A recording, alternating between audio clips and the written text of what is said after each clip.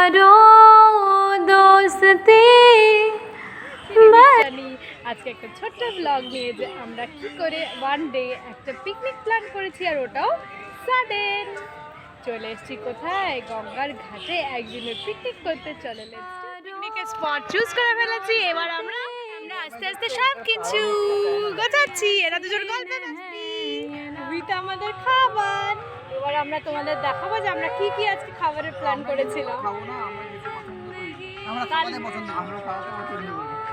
তাহলে আমি রুটির সাথে দেখো, রুটির সাথে কি লাল ঝাল ঝাল চিকেন, তার সাথে আমরা গরিব তো, আমরা গরিব দিন কাটে। আমরা জীবনে কখনো রুটিও খাইনি। এটা কি রান্না হয়েছে সেটাই জানি না। এটা চিকেন, এটা চিকেন, লাল লাল ঝাল ঝাল চিকেন।